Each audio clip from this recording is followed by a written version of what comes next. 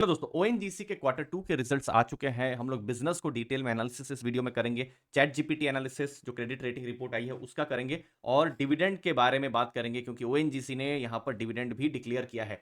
शुरुआत डिविडेंड से करते हैं और ये पहला इंटरिम डिविडेंड है। कितना?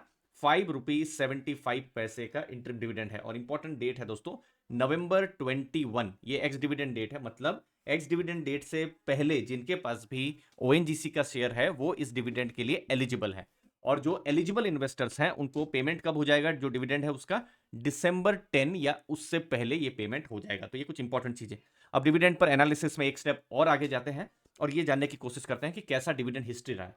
ये है जो फाइनेंशियल ईयर 21 का डेटा, मतलब आप ऐसा सोचिए अप्रैल 2020 से मार्च 2021 उस समय में जो डिविडेंड आया था, टोटल डिविडेंड ₹3.60 का था।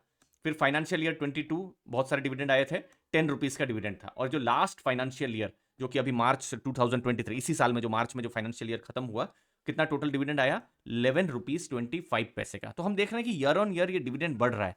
लेकिन आप ये भी देखिए कि यहाँ कोई परसेंटेज के हिसाब से नहीं बढ़ रहा है। जैसे ये ₹3.60 से 10 बहुत बड़ा जंप था, फिर 10 से 11.25 थोड़ा बहुत जंप था।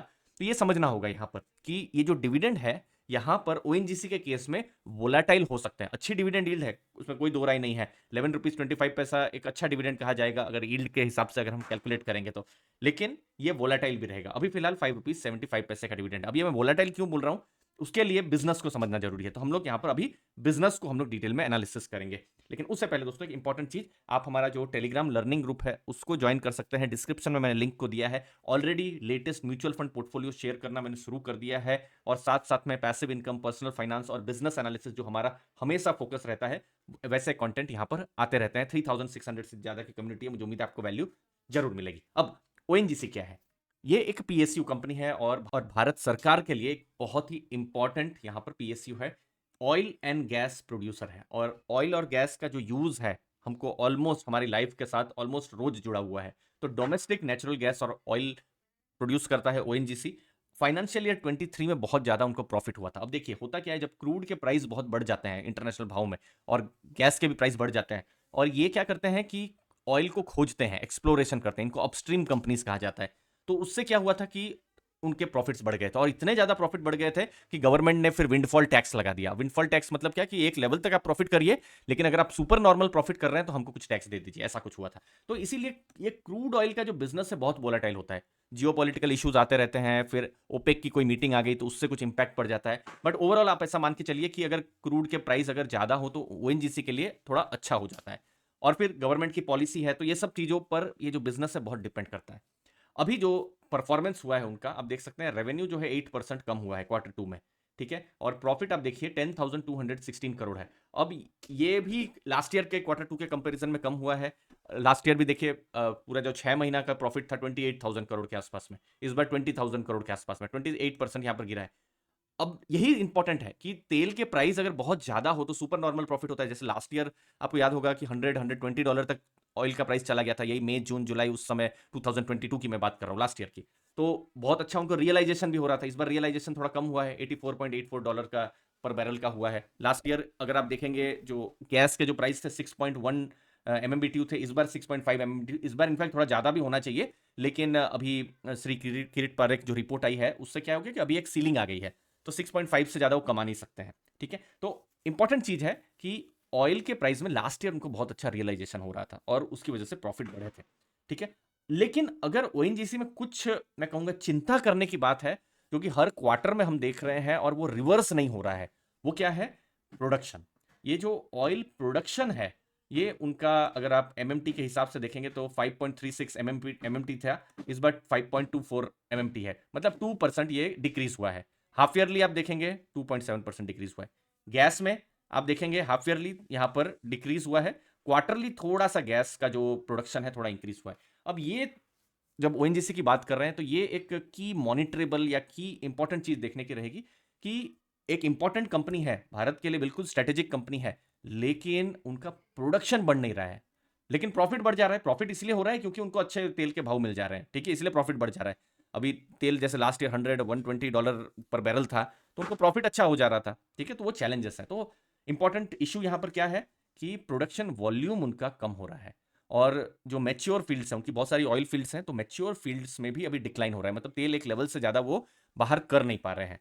लेकिन एक इंपॉर्टेंट चीज़ है, वो है केजी बेसिन, और ये इनफैक्ट आप देखेंगे मैंने 6 महीने 9 महीने पहले भी जो वीडियोस बनाए थे, यही एक्सपेक्टेशन हमारी थी कि केजी बेसिन में प्रोडक्शन शुरू हो जाना चाहिए, जो कि इस मोमेंट में ऑलमोस्ट अभी सितंबर के रिजल्ट आ गए हैं, नवंबर 2023 में ये वीडियो बना रहा हूँ, साल भी खत्म होने जा रहा है, लेकिन ये प्रोडक्शन शुरू नहीं हुआ है। ये एक मॉनिटरेबल है और डिले यहाँ पर हो रहा है, क्योंकि यहाँ प्रोडक्शन शुरू होगा तो जो ऑयल जो मतलब प्रोडक्शन कम हो रहा है तो वो फिर से थोड़ा ऊपर के बाजू जा सकता है, लेकिन अभी नहीं हो पा रहा है।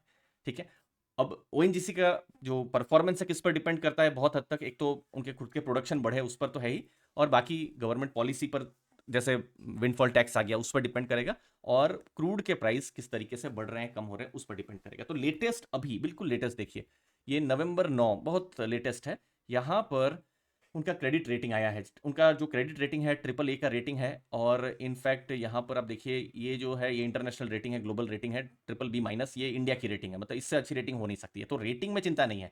अब जब ओएनजीसी को हम जब स्टडी कर रहे हैं तो उनका जो बिजनेस है उनको लोन बहुत लेना पड़ता है, उनका इनफैक्ट डेट भी कम हुआ है, तो इसीलिए रेटिंग रिपोर्ट से इतना पता चलता है कि कंपनी का कितना क्षमता है जो है पेमेंट करने का। तो ये कुछ इंपॉर्टेंट चीज़ें हैं। अब इस रेटिंग रिपोर्ट को यहाँ एनालाइज मैंने किया है, कुछ की इनसाइट मुझे चैट जीपीटी ने दिया है। तो क्या है, 10 चीज़ें हैं, ध्यान से सुनिएगा।